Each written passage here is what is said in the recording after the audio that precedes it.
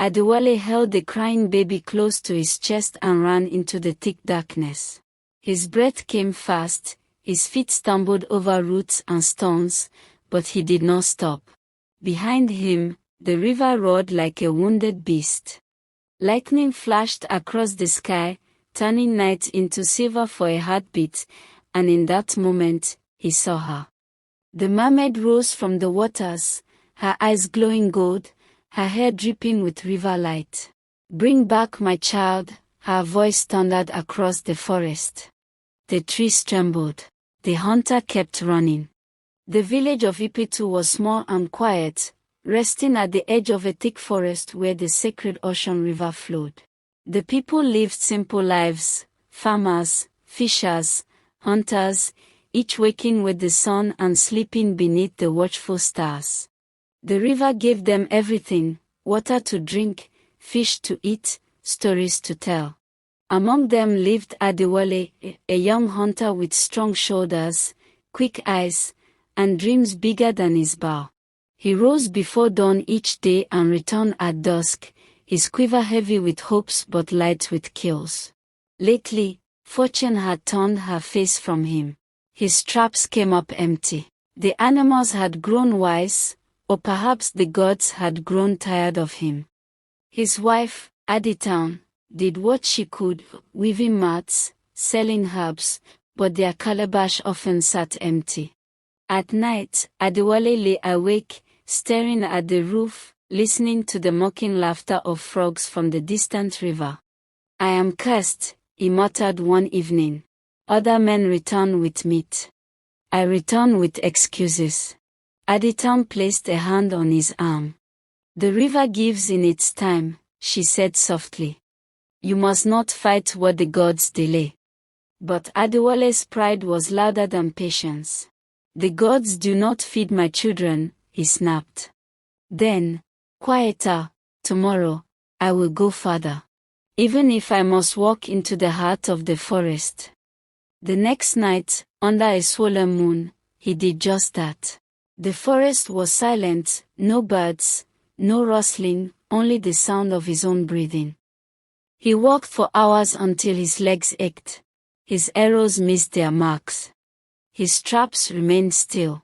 Finally, exhausted and thirsty, he stumbled toward the river to drink. When he reached the riverbank, he dropped to his knees.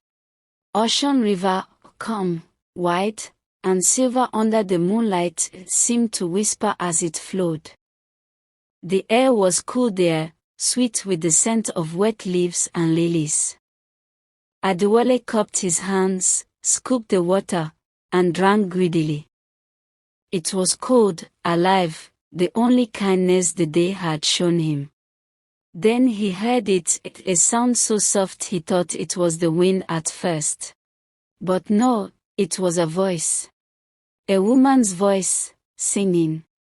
The melody floated across the water, gentle and haunting, like a dream remembered from childhood. The language was strange, no human tongue, yet every note pierced his heart. Adewale froze.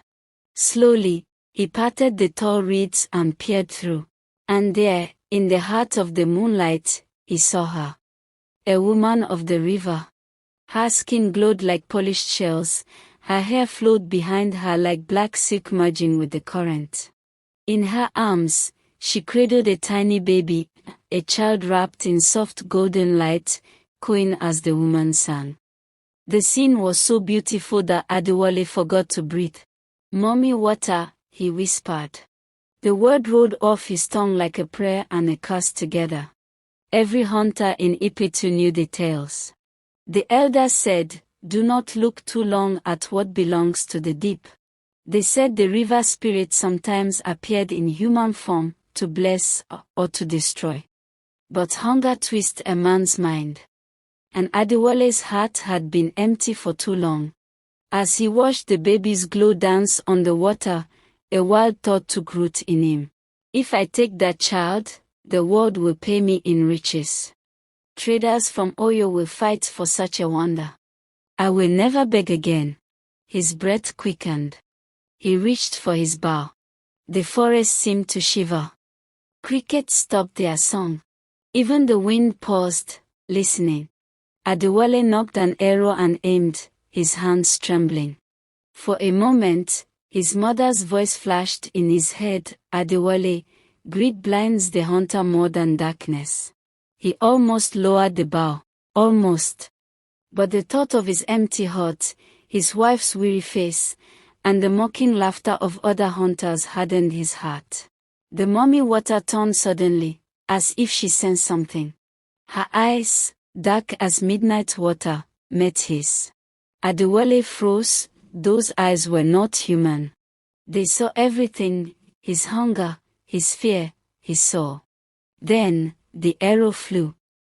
A short whistle through the air. A soft gasp. And then, silence. The river stirred violently, the song broken. Waves rose, slapping the bank. Adewale's heart pounded in his chest. He watched as the glowing baby slipped from the spirit's arms and floated toward him. The Mami Wata's cry echoed through the forest. A cry of loss, of fury, of something ancient awakening. Adewale waded forward, grabbed the baby, and clutched it tight. The water burned his legs like fire, but he did not stop. He turned and ran into the darkness, the baby's glow lighting his path. Behind him, the river roared like thunder, and the moon hid behind the clouds. Adewale smiled through his fear. "My fortune has come," he whispered. But behind him, the river began to whisper back, deep, low, ancient. "You have taken what cannot be owned." The arrow's echo had barely faded when the forest erupted into madness. The wind howled through the trees like a spirit unchained, and the river, once calm and silver, began to churn like a storm trapped on earth. Waves slapped the banks, crashing against stones, roaring in fury. Adewale stumbled backward, clutching the glowing child against his chest. The baby didn't cry. It only stared at him, wide-eyed, calm, as though it knew something he did not. Then came the sound that froze his blood, a scream, not human, not animal. It was the cry of a mother torn from her child. It rose from the river and split the night. The water turned black, foaming with rage, and the air shimmered with strange light. Adewale ran. Branches whipped his face, thorns tore his legs, but he did not stop. Every sound behind him, the crashing water, the snapping trees, felt like the river chasing him. Just a little farther, he gasped, his voice trembling. "Almost home." The baby began to hum softly, the same melody the Mami Wata had some moments before. That gentle sound filled the forest, come against the chaos. Adewale dared not look at its face again. The glow was too bright, too pure, and something deep inside him whispered that this was no mortal child. By the time he burst into the clearing of Ipetu, the moon was sinking, and the roosters had not yet crowed. His heart stood silent among the others, smoke from the dying fire still curling upward. He stumbled through the door, chest heaving, sweat glistening on his skin. Adetown, his wife, sat beside the hearth, pounding yam in a small mortar. She looked up, startled. "Adewale, where have you been? The night is almost gone." Her eyes caught the faint golden glow in his arms. "And, what is that?" He swallowed, his throat dry. "Adetown," he said, his voice unsteady, "our fortune has come. Look." He knelt and pulled away the cloth. The child blinked up at her, small and radiant, its tiny hands shimmering like sunlight on water.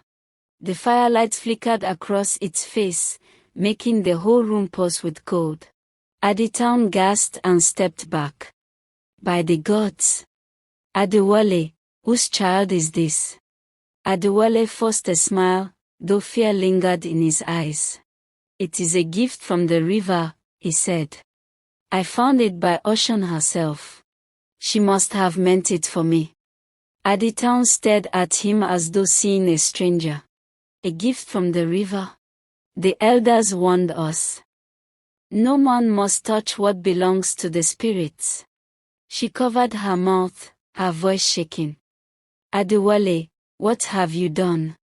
He turned away, avoiding her gaze. Enough. Do you not see? This is a blessing. We will no longer live in hunger. The traders from Oyo will pay silver and gold for a wonder such as this. The baby laughed softly, not the laugh of a child, but a sound like rippling water.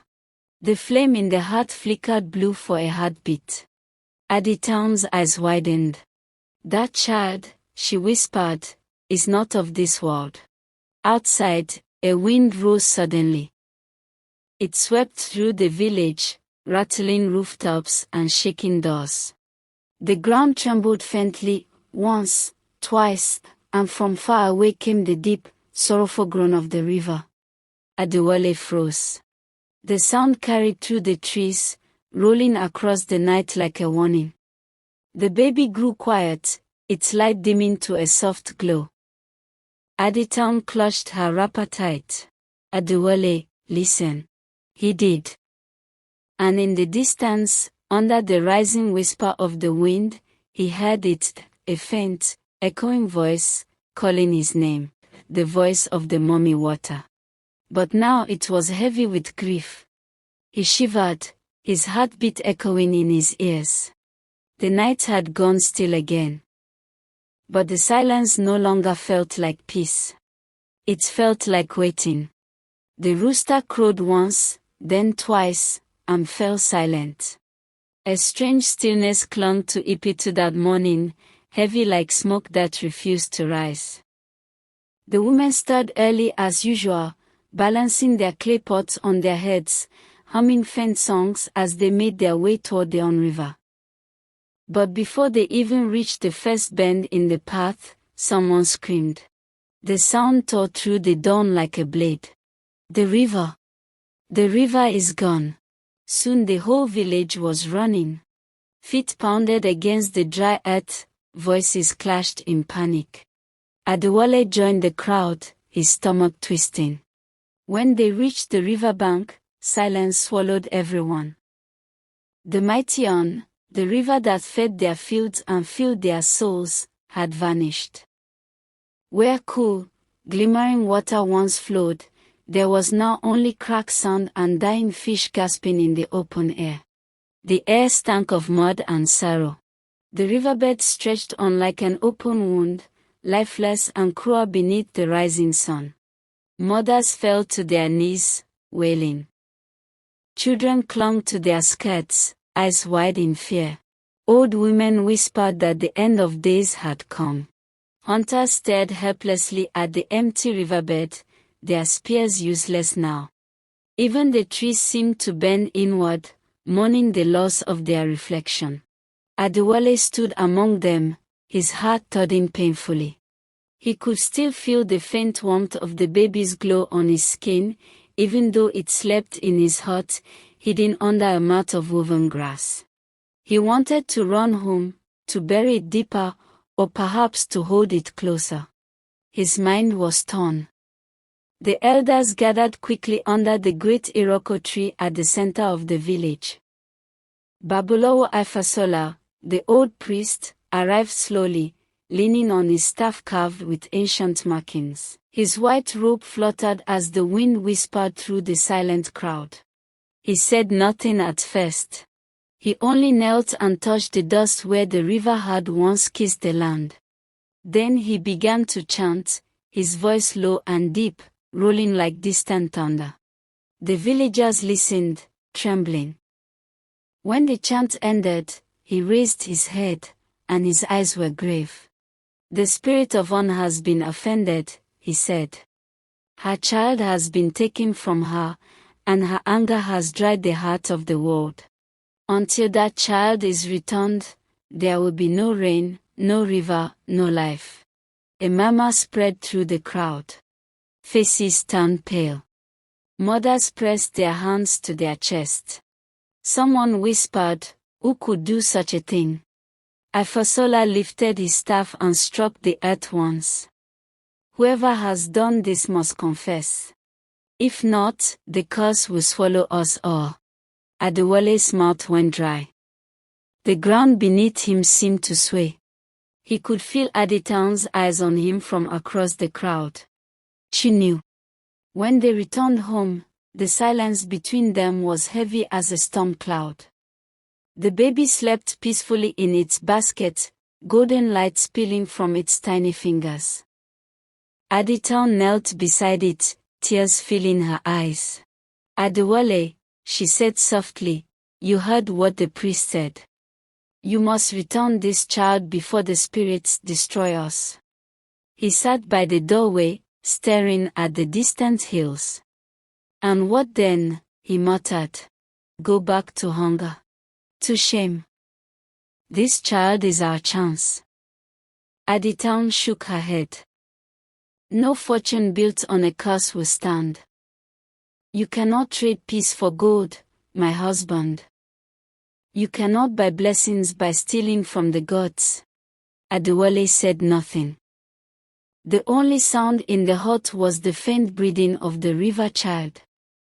Outside, the villagers dug small holes in the ground, praying for water. But when they struck the earth, only dust rose to meet them. By dusk, the sky turned red as fire. Not a single bird flew overhead. Even the wind had gone still, as though the world was holding its breath, waiting for someone, anyone, to undo what had been done. Adewale sat in the darkness, listening to the silence that followed him everywhere. And from far away, deep in the forest, he thought he heard it again, the sound of the river crying. The days that followed were dry as bone. The sun rose red each morning and sank blood orange at night, but no rain came. The air was thick with heat and silence. Goats stumbled through the dusty village paths, bleating weakly.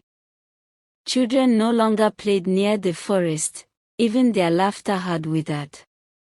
Ipetu was dying, and everyone could feel it. Inside their hut, Adewale sat beside the hearth, his bow forgotten, his eyes hollow. The baby slept in its basket, still glowing faintly even as the world outside turned grey. That glow filled the small hut, flickering like a memory of light in endless darkness. Adetown watched the child with both awe and fear.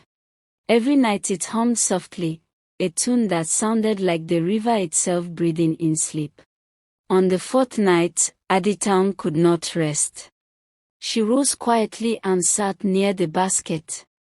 The baby opened its eyes, deep, liquid eyes that seemed older than the world. It smiled at her, and for a moment her fear melted. Poor thing, she whispered, touching its cheek. You do not belong here, do you? Adewale stirred on his mat. What are you doing? He asked, his voice rough from sleeplessness. I cannot ignore the truth any longer, she said, turning toward him. This child is not ours to keep. You must return it, Adewale. The land is burning, the people are thirsty, and you know why. He looked away. You speak like an old woman, he muttered. We have a chance, Adetown. The traders from Oyo will pay for this wonder. Imagine, gold enough to build us a new house, food for the rest of our lives. Can you not see what the gods have placed in our hands? She rose to her feet, anger trembling in her voice. You fool yourself. The gods do not bless with theft. You took what was not meant for you. You shot at a spirit, Adewale. Ocean herself. Her words cracked like a whip. Adewale stood, fist clenched, his pride rising like fire. I did what I had to do. I am a man. You think the spirits feed me. You think prayers fill our calabash. Before she could answer, the hut shook. Clay dust fell from the roof, and the baby's golden glow brightened, spilling across the walls. The god of water by the fire cracked open, not with water, but with dry sand pouring out, hissing softly as it touched the floor. Adewale screamed, stumbling backward.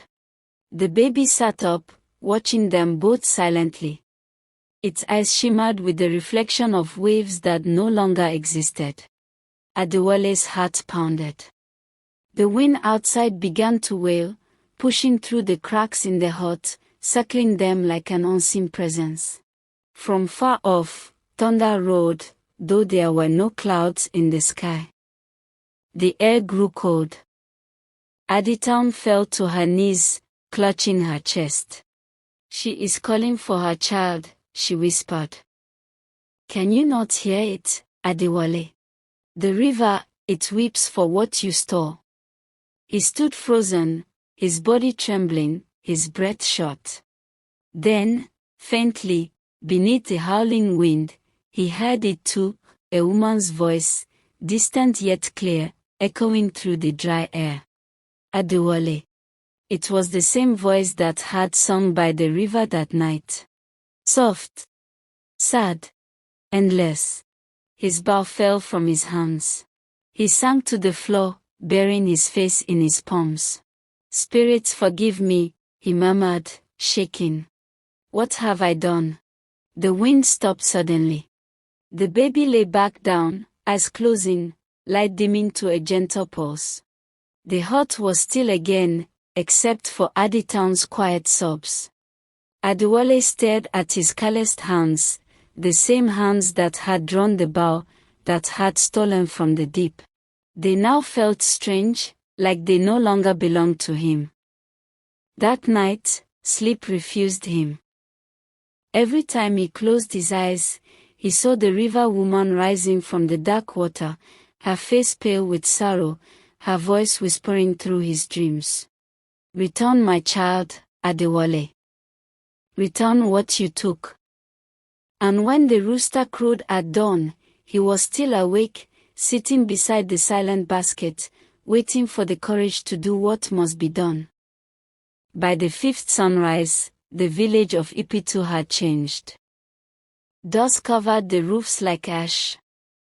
The air felt old, tired. Men no longer rose early for the hunt, for there was nothing left to hunt. The forest had gone silent, even the birds had fled. The women's clay pots lay empty by the fires, and the children's lips were cracked from thirst. Hope had become a ghost that no one dared to name. Adewale sat outside his hut, the world around him still as stone. His bow lay across his knees, untouched for days. His eyes were hollow, staring at nothing. Adewale watched him from the doorway, her heart aching. The man she had married, proud, strong, fierce, was now a shadow of himself. The baby still slept in the basket, glowing softly as ever. It was untouched by the curse that gripped the land.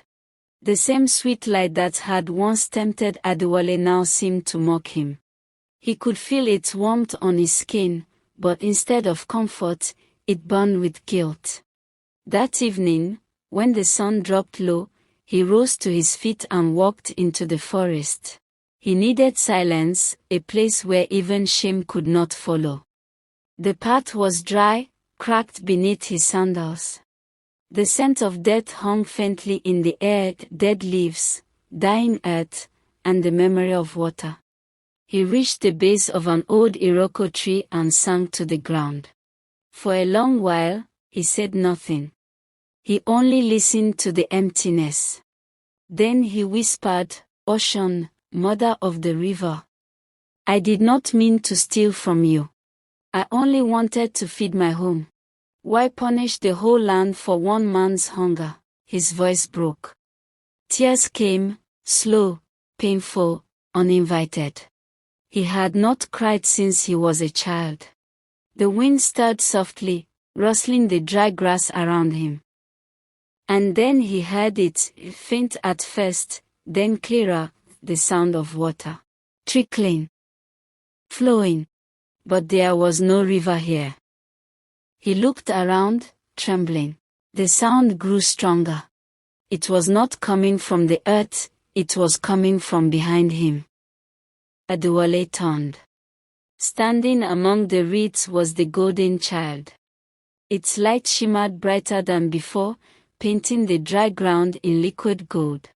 It smiled at him, the small, knowing smile, and reached out its hand. "Baba," it said softly. The voice was gentle, echoing like ripples across still water. Adewale's breath caught in his throat. "No," he whispered. "You cannot speak." But the child only looked at him with eyes too deep for words. He fell to his knees, trembling. "Forgive me," he said. "Forgive my greed. I was blind." The child's smile faded. It blinked once, and in that instant, Adewale saw visions. The river woman holding her baby, her laughter soft as waves. Then the arrow flew again in his mind. Her cry rang out, sharp and endless. He saw her sinking beneath the dark water, the glow fading from her hands. Adewale shouted and clutched his head. "Stop! Please!" But the visions would not end. The sound of rushing water filled his ears. He felt the weight of every drop that had vanished from Ipetu. When the vision finally broke, he was gasping, his body shaking with sweat. The child was gone. Only silence remained. He stumbled back toward the village as the night rose. The huts were dark. The air was thick. Adetown was waiting by the door, her eyes swollen from crying. She looked at him and saw something different. The pride was gone. Only a broken man remained. "I will return the child," he said, his voice steady, quiet, almost peaceful. "Tonight, before the moon sleeps." Adetown stepped forward and placed her hand on his arm. "Go, my husband," she said softly. "The spirits have waited long enough." As he turned to leave, the wind whispered through the trees again, a faint sound, soft as breath. "Adewale, the river remembers." And for the first time in many nights, Adewale felt something stir in his heart, not fear, not hunger, but hope. The moon was full that night, round and golden, resting above Ipetu like the watchful eye of the ancestors. The world was quiet, holding its breath. Even the crickets had stopped their songs. Adewale stepped out of his hut, the child in his arms, wrapped gently in a white cloth. The glow from the baby's skin was soft tonight, pulsing like the heartbeat of the earth itself. Adetown followed him to the edge of the path. She said nothing, only touched his shoulder. Her eyes shone with tears, but there was peace in them, the kind that comes when a storm has chosen its end. "Go," she whispered. "And do not look back until the river speaks." Adewale nodded and turned toward the forest. His feet knew the path by memory now, the same road he had taken that cursed night when greed had guided his steps. But tonight, he walked slowly, each step a prayer. The air was cool, filled with the scent of wet soil that did not exist yet, as if the world already knew that the river would soon return. The trees stood tall and silent as he passed. The forest seemed to part for him, as though watching, waiting. The wind moved softly through the leaves, carrying faint whispers, voices of things unseen. "He is returning the child, he is returning the child." When he reached the riverbank, his heart nearly stopped. The great ocean lay before him, dry, cracked, ghostly under the moonlight. The stones that had once been hidden beneath flowing water now stood bare, shining like the bones of the earth. Adewale knelt and placed the glowing child on the ground. His voice trembled as he spoke. "Great Mother Ocean," he said, "forgive me. I was blind, driven by hunger and pride. I stole what was never mine to touch. My hands have offended you, but my heart has learned. Take back what belongs to you, and let your waters flow again." For a moment, nothing happened. The night was still, heavy. Even the wind refused to move. Then the ground beneath him began to hum. A faint vibration spread through the dry sand, like the first heartbeat of a newborn world. The baby's glow brightened, gold turning to white, soft light becoming flame. Adewale shielded his eyes. A sound rose from the riverbed, low at first, then growing, until it filled the air. It was not the roar of water, not yet. It was a song. The same song that had once floated through the forest, the voice of the river mother. Gentle, endless, ancient. The baby's light lifted, swirling like mist. Adewale watched, tears streaming down his face, as the form of a woman took shape, the Mami Wata herself, her eyes deep as the ocean, her smile filled with both sorrow and grace. She cradled the glowing child in her arms once more. "You have learned, Adewale," she said. Her voice was like water over stone, strong yet soft. "You took because you did not trust the earth to feed you. But now you seek, the hand that gives is the same hand that must respect. The river forgives." He bowed his head to the ground. "Thank you," he whispered. "Thank you." When he looked up again, she was gone. The glow faded, replaced by something greater. A rumble shook the ground. Cracks filled with light, then water. Cool, clear, rushing water. It flowed fast, filling the empty bed, rising, dancing, laughing. The sound of life returning. The river was alive again. Adewale fell forward, his hand sinking into the wet earth, the tears on his face mixing with the river's first drops. He scooped the water to his lips, cold, pure, forgiving. Behind him, he heard laughter, real laughter, the villagers running toward the sound of flowing water. Their voices lifted like songs of freedom. Adetown appeared among them, her face wet with joy. She found Adewale kneeling at the edge of the water, drenched and trembling, but smiling for the first time in months. He looked up at her, eyes shining. "The river has returned," he said softly. She knelt beside him, cupped the water in her palms, and drank. "And so has your soul," she whispered. That night, the people of Ipetu danced by the river's edge until dawn. The drums sang again, and the sky itself seemed to smile. From that day forward, Adewale became the finest hunter in the land. But he never hunted near the river again. Each time he passed, he bowed his head and let silence honor what words could not. For he had learned that greed dries rivers. But repentance makes them flow again. The drums of Ipetu beat again. Crops bent under the weight of harvest, the air was thick with yam smoke and laughter, and the river ocean danced in sunlight as if she had never known anger. But not every smile in the village reached the eyes. Some were the sharp smiles of people who watched another man's fortune and called it witchcraft. Since the day Adewale returned from the sacred river, everything he touched seemed to grow. His traps filled faster than they were set. The antelope that once mocked him in the forest now stopped and stared, as though waiting for him to take aim. His hut overflowed with meat and skin, even Adetown's small garden blossomed wild with vegetables. The women whispered at the well. The men watched in silence. One evening, as the sun died behind the Horoko trees, an old fisherman named Ladoja told a story by the riverside.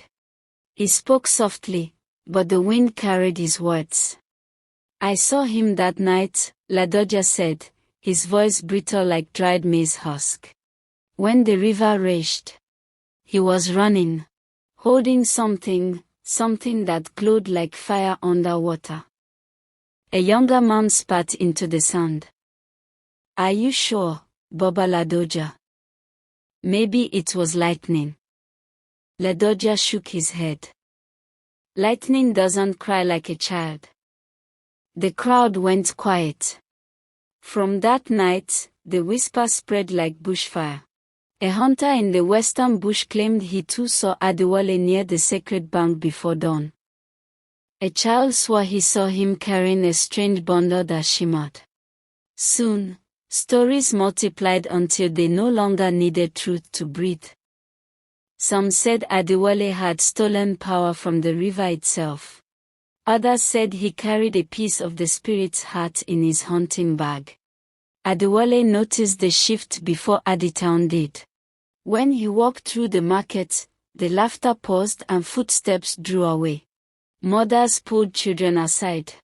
He tried to smile, but smiles could not mend what fear had already sown.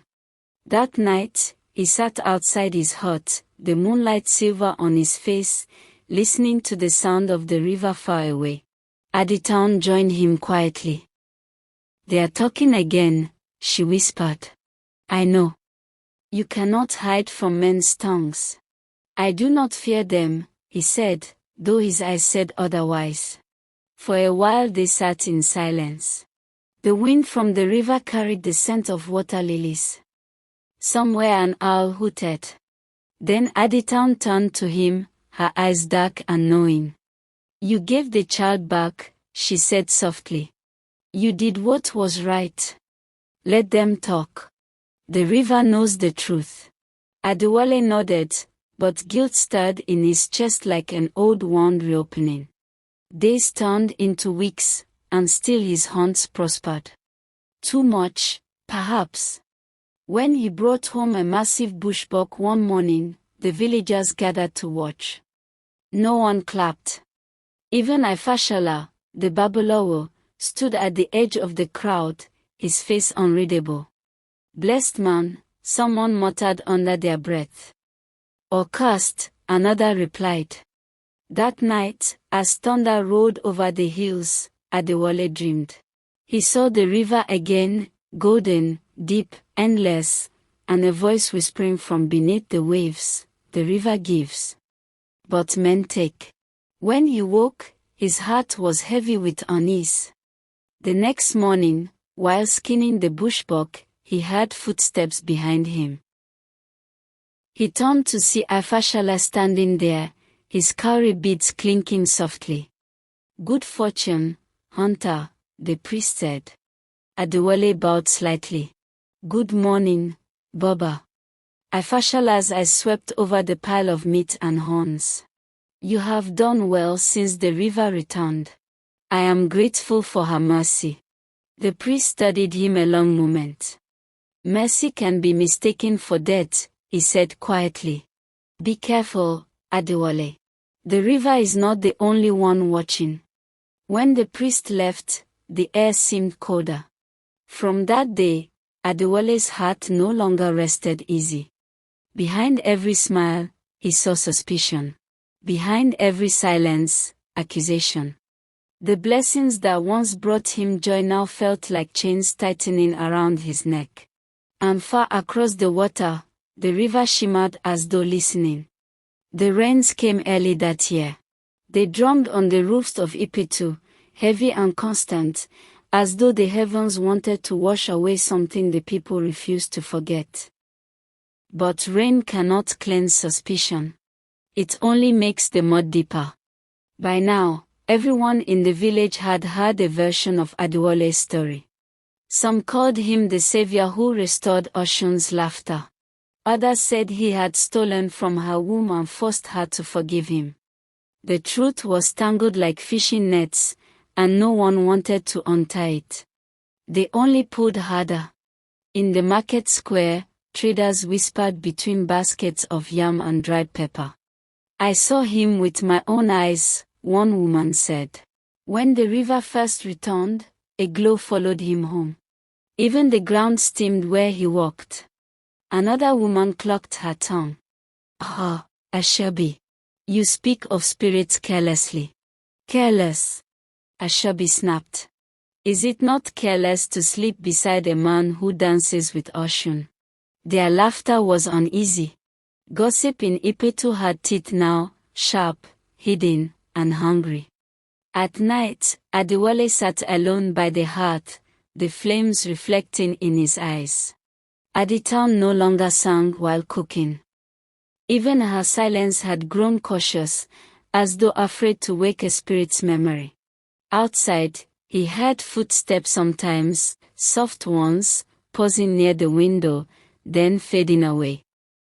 Children no longer came to beg for roasted meat, hunters no longer shared palm wine with him after the kill. One evening, when he brought home 2 fat gazelles, he found strange marks on the ground outside his hut, 3 small circles drawn in ash. He frowned. "Who did this?" Aditown's voice trembled. "It's a warning.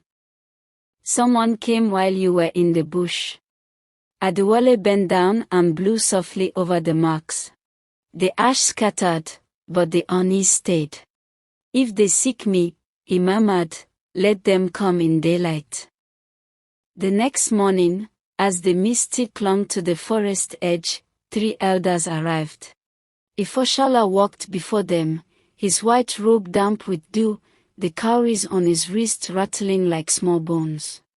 Behind him came Ladoja, the old fisherman, and Akoni, the chief hunter. Adewale greeted them with respect and poured water into a calabash. "You honor my home." "We came to ask," said Ifoshala, his tone heavy. "The people's tongues have become restless. The spirits are not quiet either." Adewale looked down. "If this is about the river, it is about you," Ladoja interrupted, his eyes hard. "You brought blessing, yes. But before blessing came the curse. Before the water flowed again, it stopped, and that night, you were seen running." Okoni grunted. "We have lost 3 hunters this moon. Their tracks ended near the river." The men asked, "Has Oshun taken them because of what was done?" The hut was silent. Even the fire seemed to listen. Adewale's voice was steady when he spoke. "Baba Ifoshala, elders, I wronged no man. I stole no power. I begged forgiveness by the water that night. Oshun gave back what she had taken." Ifoshala's gaze was long and searching. "You speak as one who knows the river's heart." "I know only that greed destroys," Adewale replied. For a moment, none of them moved. Then Afasola sighed. "Words are wind, my son. The people need a sign, not speech. I will summon the village to the river in 3 days. Let Oshun herself speak between us." Adewale's heart sank. "A trial. A cleansing," said the priest, but his eyes said otherwise. "If your hands are clean, you will not fear the water." When they left, Aditown's tears fell quietly. "Why do they hate what they don't understand?" she asked. Adewale looked toward the river's path shimmering in the distance. "Because it is easier to blame one man than to face the mirror." That night, thunder rumbled again over the forest. Adewale could not sleep. In his dreams, he stood before the river as it whispered his name, soft, sorrowful, unending. 3 days. 3 days before the river would speak again. And this time, it would not be only spirits who listened. The morning of the trial came heavy with mist. The sky hung low, gray and swollen, as though the heavens themselves wished to watch. By dawn, the people of Ipetu were already gathered at the riverbank, men, women, children, even the elders who rarely left their mats. They stood in a wide circle around the sacred water, whispering prayers and rumors in the same breath. The river, calm and silver now, seemed to breathe softly, like a creature half asleep. It remembered. Adewale stood barefoot before it, stripped of his hunting cloth, his chest bare, his eyes hollow. His wife, Adetown, stood a few steps behind him, clutching a small calabash of river water. Her face was pale, but her eyes held steady, the kind of strength that only love or faith could give. At the center of the crowd stood Babalawo Afesola, the old priest.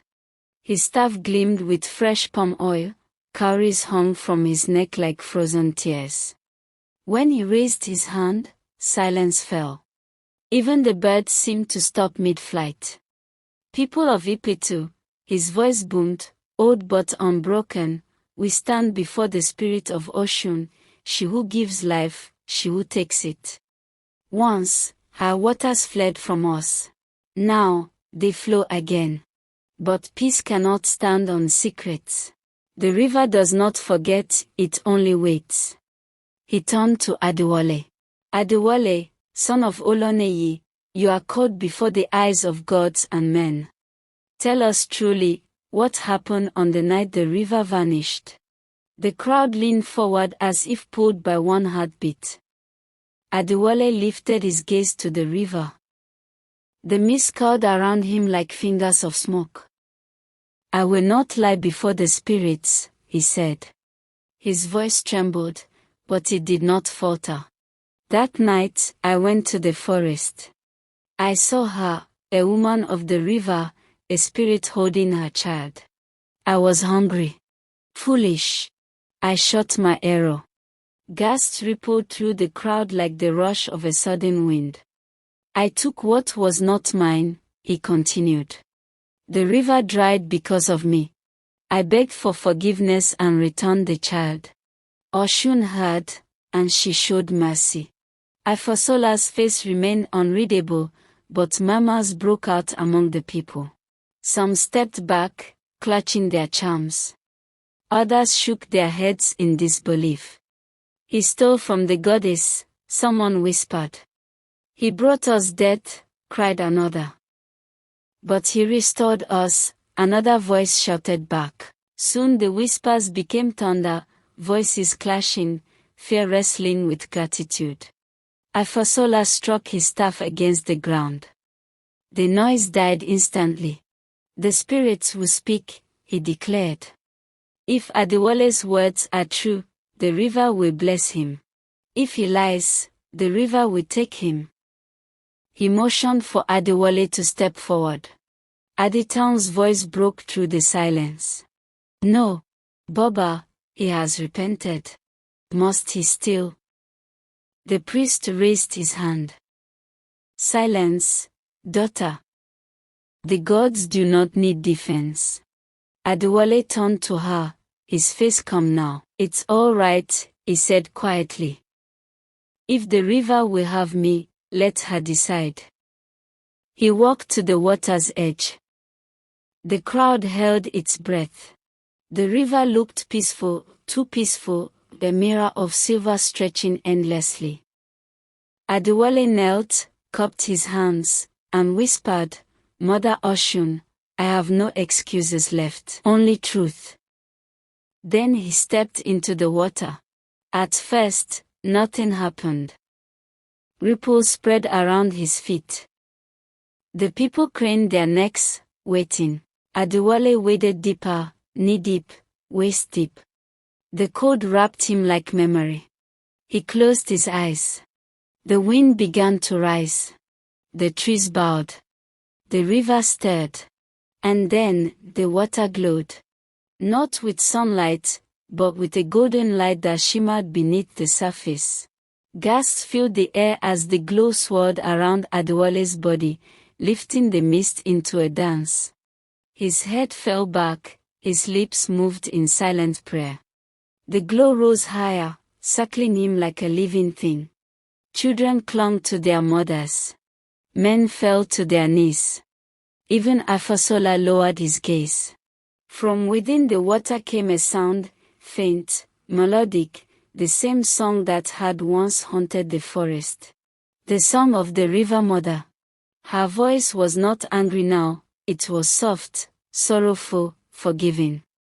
Then, as suddenly as it began, the glow faded. The water stilled. Adewale stood there, alive, drenched, trembling, but smiling faintly, tears streaming down his face. He stepped out of the river and fell to his knees before the people. "She has forgiven," he whispered. "The river remembers, but she forgives." Afosola's voice was quiet now, almost trembling. "The spirits have spoken. His truth is clean. Let no man call cursed what the gods have cleansed." The crowd erupted, some in relief, others in awe. Many wept openly. They rushed forward, touching the river, splashing it upon their heads, crying, "The river bless us again."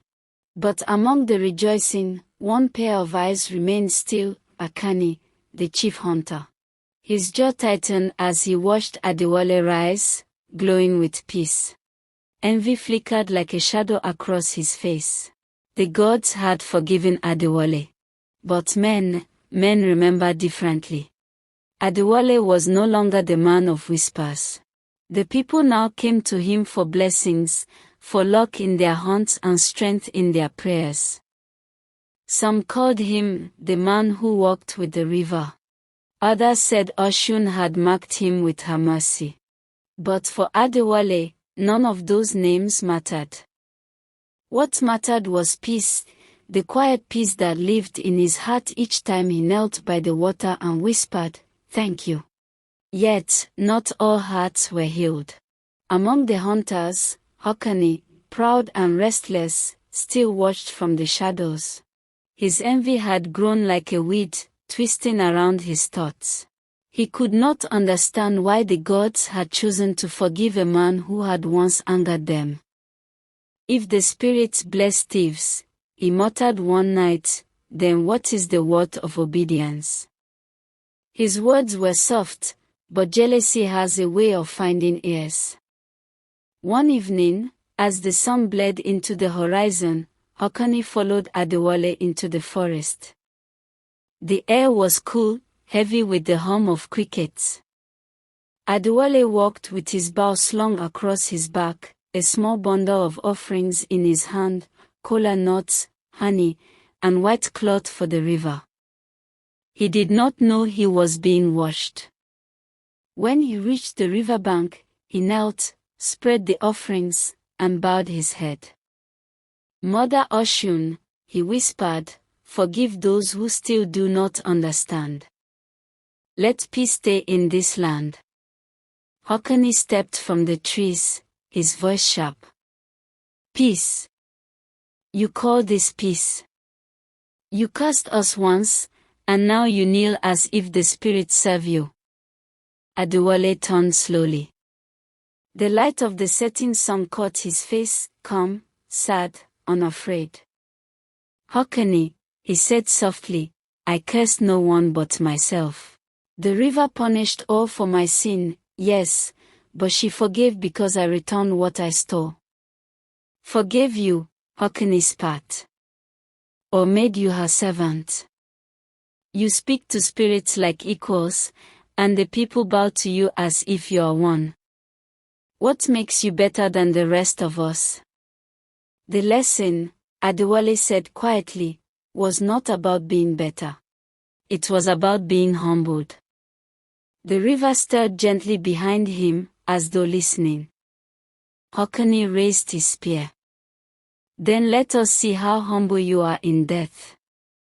Before he could strike, thunder cracked across the sky, sudden, deep, endless.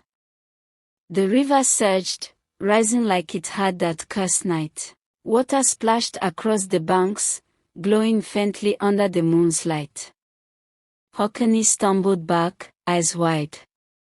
From the swirling mist came a voice, soft, feminine, unshaken. "Enough, The water shaped itself into a tall, graceful figure, the spirit of ocean once more. Her hair flowed like waves, her gaze deep as eternity.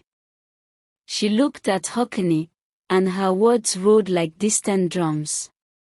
Jealousy blinds faster than greed. You seek to wound a man the gods have already healed. Have you not learned from his pain?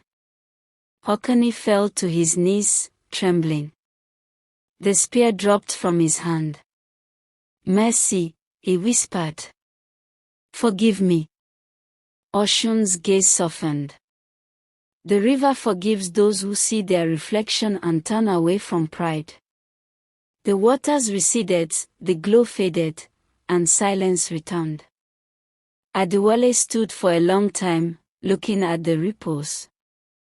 Then he said quietly, "Mother of the river, thank you." He turned to Hokini and offered his hand. "Come, brother. Let the past drown here." Hokini took it, tears in his eyes. "I was blind," he said. "And you were chosen." "No," Adewale replied, smiling faintly. "I was forgiven." That night, the hunters returned together. The moon was full again, the same moon that had once watched his sin. But now, its light was gentle, no longer judgment, but grace. By the next morning, word spread through Ipetu. The spirit had spoken once more. The river had defended her forgiven son. And peace, true peace, had finally settled over the land.